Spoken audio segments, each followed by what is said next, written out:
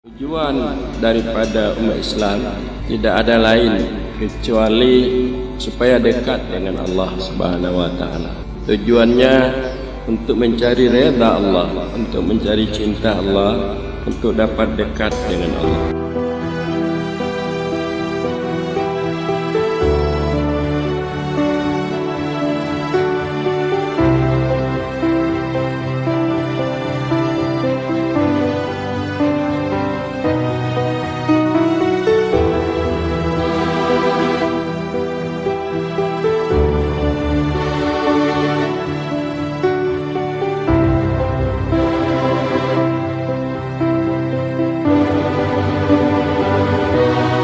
Saya sangat kagum dengan Abuya ini.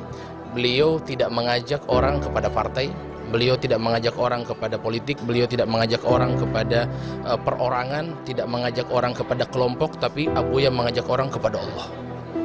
Mengajak orang kepada Allah, bagaimana kita bisa mendapatkan hakikat cinta kepada Allah Subhanahu wa taala, ma'rifatullah.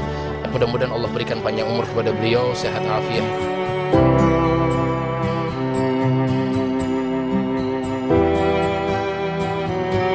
Ajaran yang selama ini saya dengar, ajaran yang selama ini disampaikan oleh Abuya itu sama persis dengan ajaran guru-guru saya sebelumnya.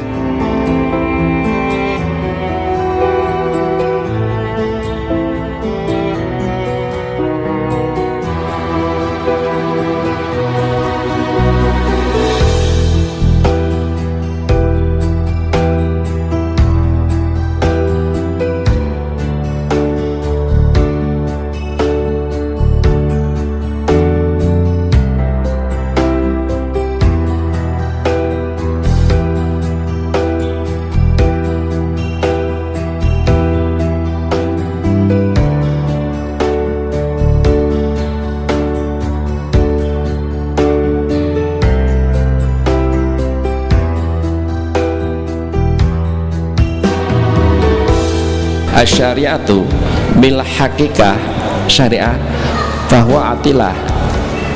Kalau kita bersyariat tidak berhakikat maka kita kosong. Al hakikah bila syariah batilah.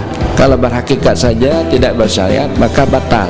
Jadi keduanya ini mesti ada syariat dan ada hakikat. Jadi untuk mendapatnya itu tarekat. Jadi tarekat ini adalah sebagai ikatan yang mengikat antara syariat dengan hakikat.